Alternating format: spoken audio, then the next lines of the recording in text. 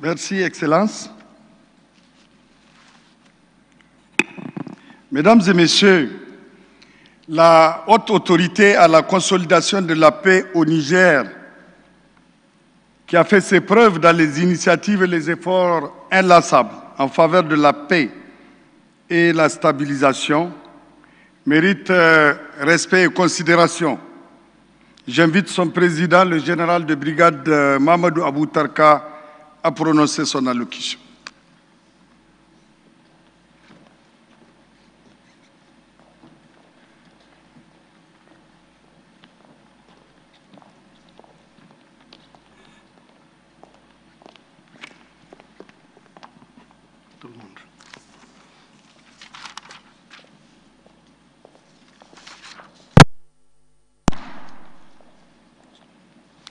Excellences, Monsieur le Premier ministre, chef de gouvernement, Mesdames et Messieurs les membres du gouvernement, Mesdames et Messieurs les présidents des institutions de la République, Monsieur le représentant spécial du secrétaire général des Nations Unies, chef de la MINUSMA, Monsieur le secrétaire général du G5 Sahel, honorables députés, Mesdames et Messieurs les chefs de missions diplomatiques et représentants des organisations internationales, Messieurs les officiers généraux, officiers supérieurs, honorables invités, Mesdames et Messieurs les conférenciers.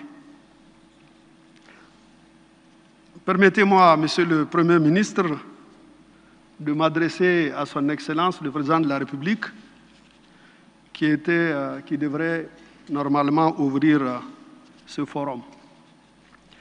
Monsieur la République, au moment où vous vous apprêtez à quitter le pouvoir pour passer le témoin à un président démocratiquement élu, je voudrais témoigner ici pour avoir eu le privilège de travailler à vos côtés, de l'importance capitale que vous attachez aux questions de sécurité et de stabilité.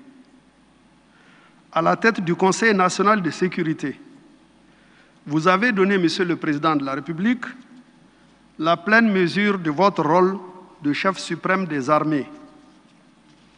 Mais au-delà de cette fonction constitutionnelle, il y a la figure de l'homme politique dont toute l'histoire fut marquée par un engagement patriotique et une détermination farouche à faire du Niger un pays qui compte. Monsieur le Président, le Niger a eu la chance de vous avoir aux commandes pendant ces 10 dernières années qui virent émerger les défis les plus difficiles pour la sécurité et les menaces les plus graves pour la paix.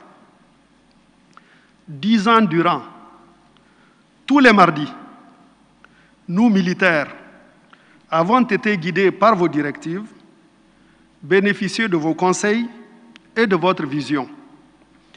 Vous avez répondu à nos préoccupations, écouté nos doléances avec une grande patience et une courtoisie bienveillante.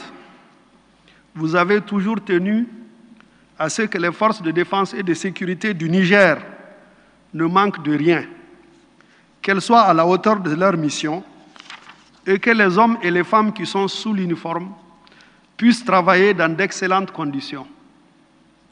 Monsieur le Président, ce fut un bonheur et un honneur de travailler à vos côtés. Monsieur le Premier ministre, Mesdames et Messieurs les conférenciers, la crise que nous vivons dans notre région est d'abord et avant tout une crise politique qui tire son origine dans 2 problématiques.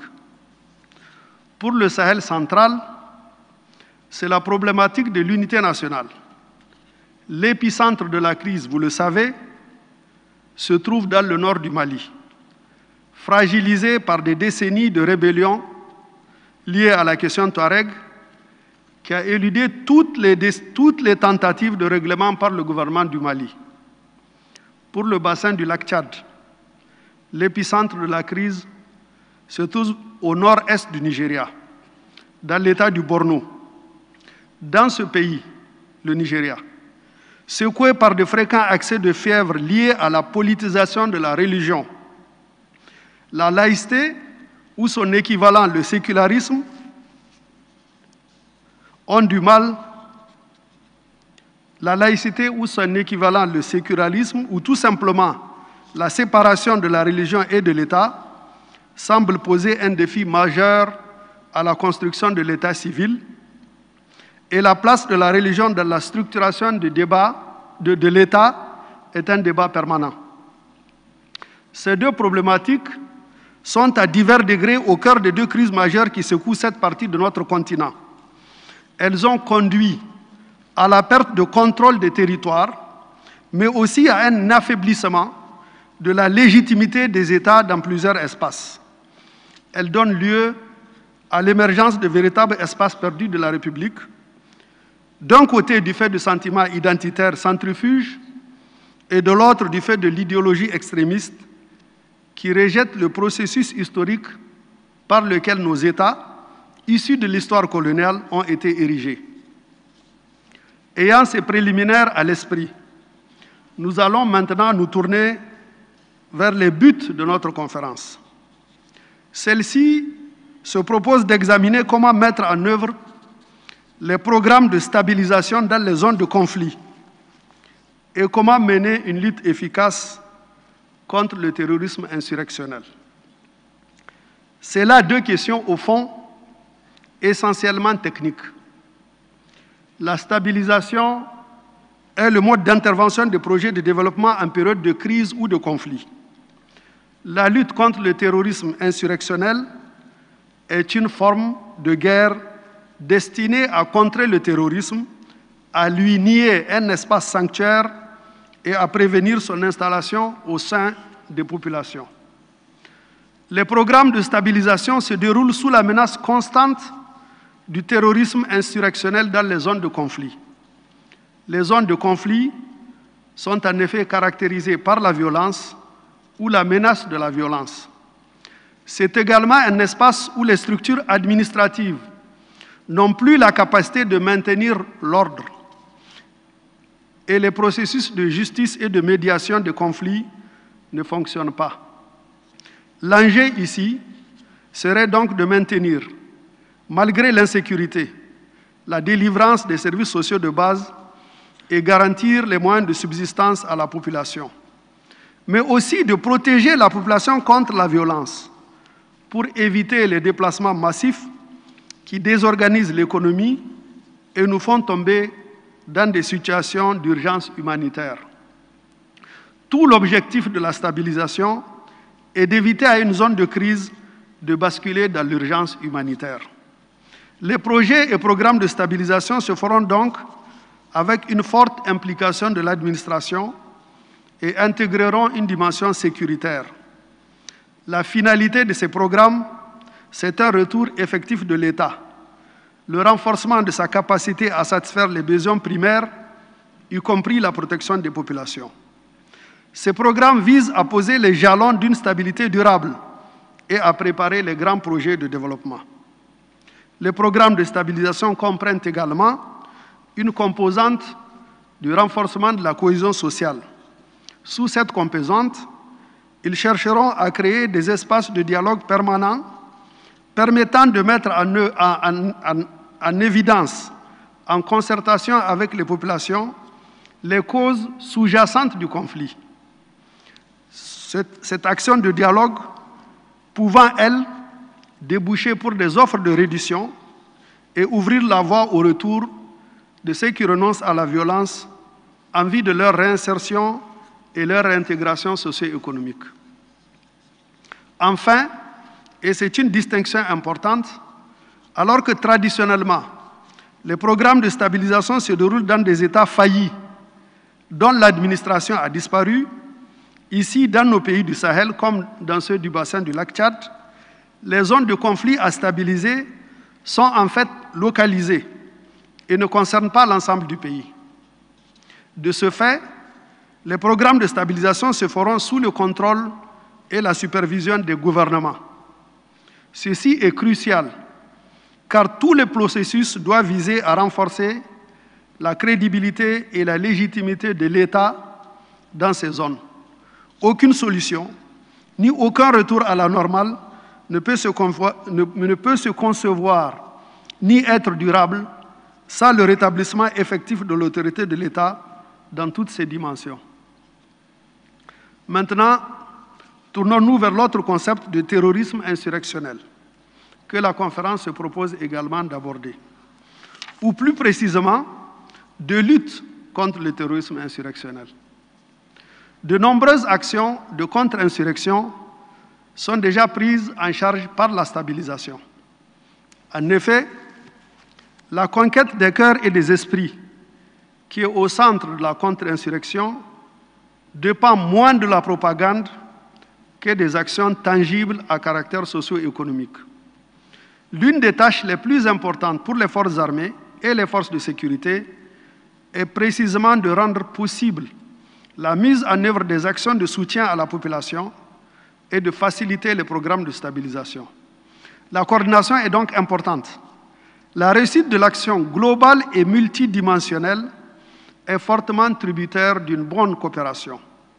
Si les deux acteurs s'ignorent superbement, ou si les militaires considèrent que les actions de stabilisation sont une distraction ou un obstacle au combat contre le terrorisme, comme c'est souvent le cas, alors la stratégie de reconquête est mise à mal. Que ce qu'il se passe dans le Sahel relève du terrorisme ne fait pas de doute.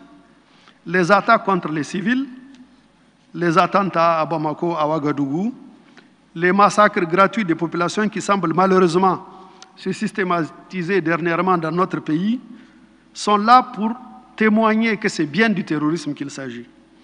Mais les groupes armés terroristes du Sahel comme du bassin du lac Tchad s'attaquent aussi et frontalement aux forces armées. Ils mènent de ce fait un type de guerre conventionnelle et il leur arrive de remporter des victoires dans cet affrontement frontal. Ils possèdent de véritables formations militaires qui exigent de leur opposer un effort militaire soutenu et symétrique. Ce n'est donc pas totalement la guerre asymétrique dont on parle tant. Ensuite, dans de nombreuses zones de nos pays, ces groupes armés exercent un contrôle qui, s'il n'est pas permanent, n'en demeure pas moins effectif sur les populations. Ils prélèvent l'impôt par la menace et la violence, forcent la soumission et l'allégeance des populations. Le concept de terrorisme insurrectionnel nous apparaît donc apte à décrire cette réalité. Pour vaincre le terrorisme insurrectionnel, les techniques de contre-terrorisme doivent être complétées par les leçons de la doctrine contre-insurrectionnelle. Celle-ci pose comme premier principe une claire définition des objectifs de la guerre: reconquérir et contrôler l'espace, protéger la population, rétablir l'administration dans toutes ses fonctions. L'objectif ici est de redevenir hégémonique au sein des populations. Cela implique quelquefois de réparer des injustices, de reconnaître les torts faits. Cela demanderait aussi un examen sans concession des politiques de l'État ayant conduit à la naissance et au développement de la dissidence. On fera attention aux groupes sociologiques qui semblent avoir une inclination à adopter les thèses des terroristes. Cette connaissance des causes et des raisons de la crise débouchera sur l'élaboration d'une stratégie politique pour sa résolution. Cette stratégie devrait être connue de tous, spécialement des échelons opérationnels des forces armées. Car sans objectif politique, l'action des forces armées demeure aveugle. Les militaires cherchent toujours dans une guerre à déterminer un centre de gravité.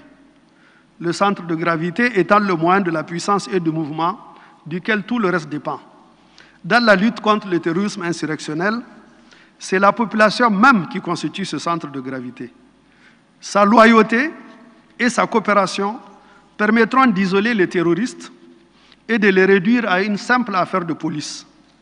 Au contraire, l'hostilité de la population vis-à-vis de l'État et de ses forces armées augmente le risque de confrontation pouvant déboucher sur des répressions ou des exactions qui renforceront les rangs des terroristes. Obtenir la loyauté des populations doit aussi s'entendre en un sens plus profond et touche aux fondements politiques du vivre ensemble de nos nations sahéliennes. Il existe dans nos territoires des perceptions souvent légitimes sur l'incapacité de l'État à servir les populations, à les traiter en citoyens, notamment du point de vue de la justice et de la sécurité. Et cela se traduit par une faillite du projet républicain. Si les messages idéologiques des terroristes, qu'ils soient d'ordre religieux ou communautaire, a pu porter, c'est en raison de cet état de fait. Restaurer, ou même, devrais-je dire, instaurer un véritable contrat social républicain dans lequel l'État traite toutes les populations en véritables citoyens, Mauritaniens, Maliens, Burkinabés, Camerounais, Nigériens, Nigérians, Tchadiens, serait non seulement la seule solution véritablement durable à cette crise, mais aussi le seul préventif des crises similaires dans l'avenir. Une telle tâche est avant tout celle des gouvernements. Elle requiert une vision politique au niveau de chacun de nos pays et le déploiement d'une offre idéologique alternative et crédible, capable de faire pièce au récit identitaire, qu'il soit confessionnel ou ethnique, dont se renforce l'adversaire. Il s'ensuit que ce sont nos gouvernements, la classe politique de nos États et sans doute nos intellectuels aussi, qui doivent trouver et mettre en œuvre ce projet politique en réponse à la crise. La communauté internationale et les éminents chercheurs rassemblés dans ce forum peuvent contribuer à la résolution de la crise, mais ne pourront le faire que si la volonté politique existe, y compris la volonté de refonder la gouvernance et de proposer au peuple de notre espace un nouveau contrat, de renouveler le contrat de la République avec les citoyens. C'est à cette condition seulement que la crise, qui est maintenant sortie de son lit pour s'étendre aux autres États de la région, pourra commencer à recevoir un début de solution. Un tel contrat social doit prendre en charge en particulier la problématique de l'exclusion socio-économique, qui est très complexe dans nos pays, surtout dans les zones rurales. De fait, on l'a dit, ce sont ces raisons qui poussent les populations à avoir une oreille attentive au discours des groupes terroristes. L'exclusion a pu paraître promue ou au moins acceptée par l'État et ses représentants, et elle a été instrumentalisée par des acteurs qui se sont convaincus que seule la violence peut rétablir ce qu'ils croient être un droit bafoué. Or, dans un tel contexte où l'arbitrage de l'État n'existe plus, chacun peut s'estimer opprimé par l'autre et le recours à la violence tend à se généraliser. C'est une voie sans issue. Voilà donc, chers invités, quelques réflexions que j'ai voulu offrir en préface à notre conférence. Pour rappel, celle-ci se propose d'examiner comment mettre en œuvre les programmes de stabilisation dans les zones de conflit et comment lutter de manière efficace contre le terrorisme insurrectionnel. Il s'agit là de deux entreprises finalement techniques. Afin de les mettre pleinement en œuvre, nous avons besoin de mobiliser à la fois l'État et la population, de renouveler et de renforcer le pacte républicain dans lequel l'État au service de tous, femmes et hommes, qui sont avant tout, où qu'ils soient et quels qu'ils soient, des citoyens de la République. Je vous remercie de votre aimable attention.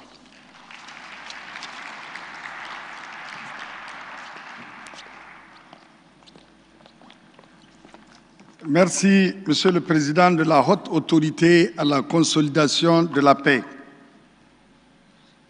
Excellence, honorable invité, 2 jours durant, plusieurs thématiques seront traitées dans divers panels prévus au programme de cet important forum. Sur ce, Mesdames et Messieurs, je vous invite à présent à suivre le discours d'ouverture de ce forum.